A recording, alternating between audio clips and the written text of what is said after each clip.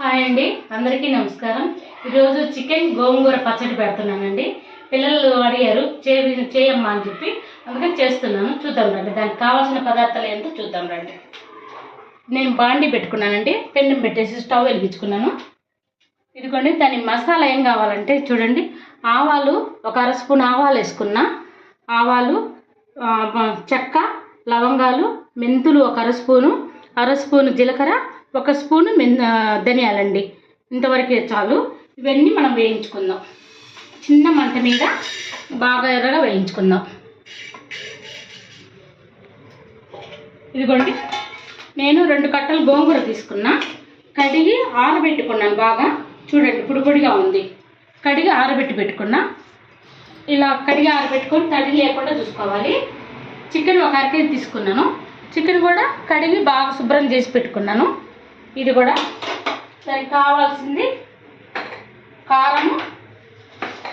కారము, ఉప్పు, చింతపండు, ఒక నిమ్మకాయ సైజు చింతపండు తీసుకొని వేడి నీళ్ళలో నానబెట్టుకున్నానండి. ఇది వేడి నీళ్ళు నానబెట్టుకోవాలి. అల్లం వెల్లుల్లి ఫ్రెష్ దండి, బాగా ఈరోజు ఇప్పుడే వేసి పెట్టాను నేను. అల్లం వెల్లుల్లి కావాలి. నేను తెచ్చేసే విధానం చూద్దామండి.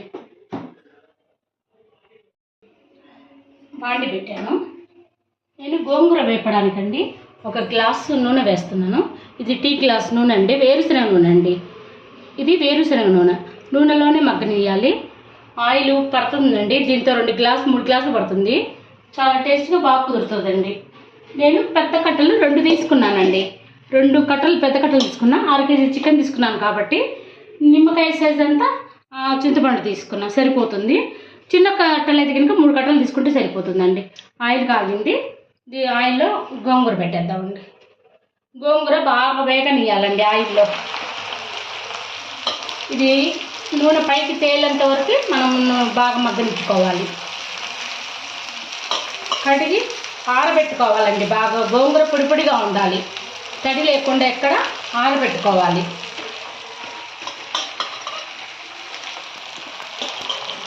ఇలా బాగా మగ్గనిస్తే ఆయిల్ సపరేట్ అవుతుంది చూడండి. ఇలా ఉన్నప్పుడు మనం చింతపండు పిసికి పెట్టుకున్నాం కదండి, ఆ గుజ్జు తీసాను నేను. ఈ గుజ్జు చిక్కగా తీసి పెట్టుకున్నా, ఇది వేసేసుకోవాలి.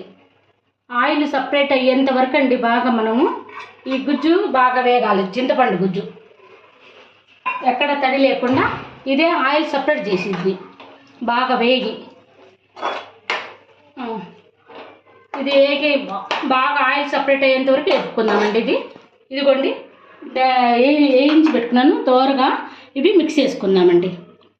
ఆయిల్ సపరేట్ అయింది చూడు, ఇలా ఆయిల్ సపరేట్ అవుతుంది.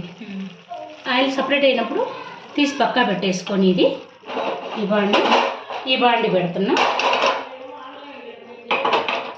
ఇది బాగా వేగిపోయింది అనమాట. ఇంకా ఇది ఇప్పుడు చికెన్ వేపేదానికి ఆయిల్ పోసుకుందాం.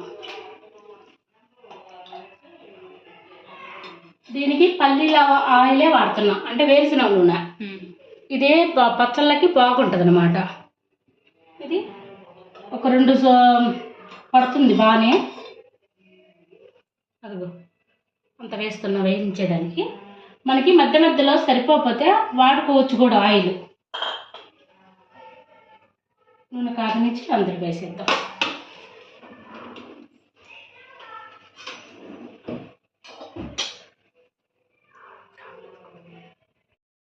ఆయిల్ కాగేదానికి టైం పడుతుందండి. నా వీడియోలు అన్నీ బాగానే చూస్తున్నారండి, అందరూ బాగానే చూస్తున్నారు, కానీ లైక్ అయితే ఇవ్వట్లేదండి. చూడండి, వీడియోలు నచ్చుతుంటేనే కదండి అన్నీ బాగా చూస్తున్నారు అందరు జనాలు. మీరు లైక్లు ఇస్తే మాకు ఆనందం కదండి. బాగా చూస్తున్నారు, వీడియో బాగా నచ్చింది, చేయొచ్చు అని చెప్పి మాకు కూడా ప్రోత్సాహం ఉంటుంది కదండి. మీరైతే లైక్ ఖచ్చితంగా చేయండి. బాగానే చూస్తున్నారు కదండి, ఒక 20 అట్లా వస్తున్నాయండి. లైక్ చక్కగా ఇవ్వట్లేదండి. లైక్ చేయండి. లైక్ చేస్తేనే కదండి మా సంతోషము. బాగా చేయాలి వంటలని ఉత్సాహం పెరుగుతుందండి. మీరైతే లైక్ చేయండి. ఆయిల్ కాగింది, వేద్దాం రండి. చూడండి, బాగా కడిగి పెట్టుకున్న చికెను ఇలా ఆయిల్లో వేసేసుకొని వేయించుకుందాం. అంటే పెద్ద మంట మీద పెట్టుకోవాలండి. ఈ నీళ్ళు అవి వస్తాయి, అవన్నీ ఇంకిపోయేంత వరకు మనము వేసుకుందామండి. ఆయిల్ కావాలంటే వేసుకోవచ్చండి. పసుపు వేస్తున్నాను. పసుపు అండి, ఉప్పు 1 స్పూన్ వేసుకున్నానండి నేను ముక్కలలో. ఇప్పుడు బాగా ఎర్రగా వేయించుకున్నామండి. పెద్ద మంట వేస్తే మనకి బాగా స్మూత్గా ఉంటుందండి. చిన్న మంట మీద వేయాలంటే గట్టి పడుతుంది ముక్క. బాగా ఎర్రగా వచ్చేటట్టు వేపుకున్నామండి. మనకి ఇట్లా ఏగితే సరిపోతుంది. మరి ఎక్కువ ఏగిందనుకో గట్టిగా అయిపోతుందండి ముక్క. అందుకని చెప్పేసి ఇలా ఏగితే సరిపోతుంది. మనకి బాగా ఏగిందండి ముక్క. ఎక్కువ వేపే కొద్దీ మనకి గట్టి పడిపోయింది. 2 స్పూన్లు అల్లం వెల్లుల్లి అండి, ఫ్రెష్దండి, ఫ్రెష్గా వేసుకుంటున్నా. 2 స్పూన్లు అల్లం వెల్లుల్లి పేస్ట్. ఇది అసలు ఏం తడి లేకుండా బాగా వేగాలండి. అల్లం వెల్లుల్లి పేస్ట్ బాగా వేగాలి. నేను 1/2 కేజీ తీసుకున్నానండి. 1/2 కేజీకి 2 స్పూన్లు అల్లం వెల్లుల్లి పేస్ట్ పడుతుందండి. పద్దాక ఎందుకు చెప్తున్నానంటే కొలత కరెక్ట్గా ఉండాలండి. కొలత కోసం చెప్తున్నాను, మీకు అర్థమవుద్ది కదా అని చెప్పేసి. చూడండి ఇలా వేగితే సరిపోతుంది. మనకి అల్లం వెల్లుల్లిలో పచ్చి వాసన అంతా పోయి మనకి స్మెల్ రావాలండి, బాగా తెలుస్తుంది. చూడండి ఆయిల్ మాత్రం మనం పచ్చడి కాబట్టి అండి ఆయిల్ కాస్త ఎక్కువగానే పడుతుంది. మనం తినేదాన్ని బట్టి ఆయిల్ వేసుకోండి. ఎక్కువ కావాలంటే ఎక్కువ వేసుకోవచ్చు అండి. నిలువ ఉండాలంటే ఎక్కువ రోజులు నిలువ ఉండాలంటే మాకేంటంటే 1 వారం 10 రోజులు అయిపోతుందండి. మా పిల్లలకి బాగా తింటారు, అందుకని నాకు సరిపడా వేసుకున్నానండి. ఇదిగోండి వేగిపోయింది. స్టవ్ ఆఫ్ చేస్తున్నానండి. అల్లం వెల్లుల్లి పేస్ట్ బాగా వేగిపోయింది.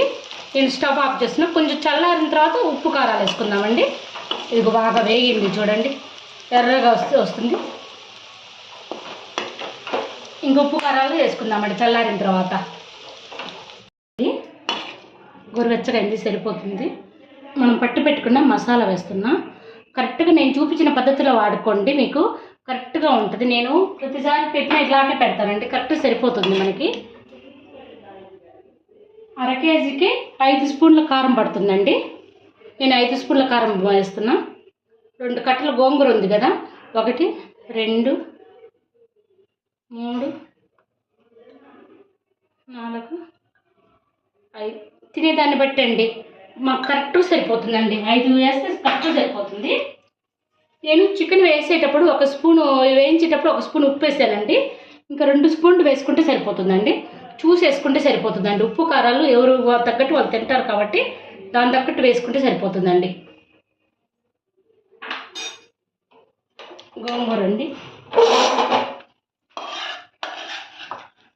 గోంగూర కూడా చల్లారిపోయింది.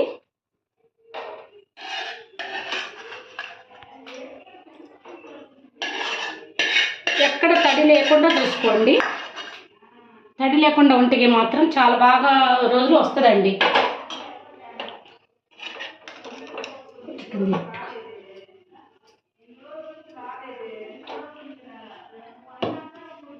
ఆయిల్ గోరువెచ్చగా ఉన్నప్పుడేనండి నేను ఉప్పు కారాలు అన్నీ వేసాను.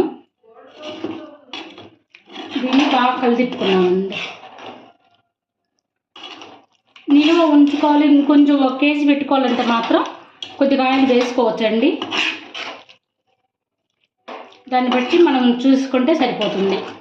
ఉప్పు కారాలు చూసుకోండి. ఇప్పుడు ఇట్లా ఉన్నప్పుడే సరిపోతే మనం పులుపు కూడా 1 నిమ్మకాయ పిండి పోసుకోవచ్చండి. 1 నిమ్మకాయ పిండి పోసుకోవచ్చు. ఉప్పు కారాలు సరి చూసుకోవచ్చండి. ఈరోజు వదిలేసేసామంటే రేపు కరెక్ట్ వస్తుందండి. ఈరోజు ఇట్లనే పెట్టేసి ఉంచామంటే రేపటికి ఉప్పు కారం తగ్గిన కొద్ది కలుపుకోవచ్చు. రేపటికైతే సరిపోతున్నాయండి. ఇప్పుడు మనం అనుకుంటాం కానీ వేడి మీద తింటే తెలియదు అంతగా. చల్లారాలి బాగా. చూడండి ఎంత చక్కగా వచ్చేసిందో. నేను మిక్సీ కూడా వేయలేదు చూడండి, గోంగూరని అట్లాగే నూనెలో వేయించాను. అందుకని చెప్పేసి చూడంత పొడి పొడిగా అయిపోయింది. మిక్సీ వేయడం దంచడం అలా ఏం చేయలేదు చూడండి. అల్లం వెల్లుల్లి మంచి వాసన వస్తుందండి. నేను ఇంకా బౌల్కి గాజు పాత్ర ఉంటే కనుక తీసుకోవచ్చండి. నా దగ్గర అయితే గాజు పాత్ర లేదు. 1 నిమిషం ఇట్లా తిప్పేసుకొని పెట్టుకుంటే సరిపోతుంది.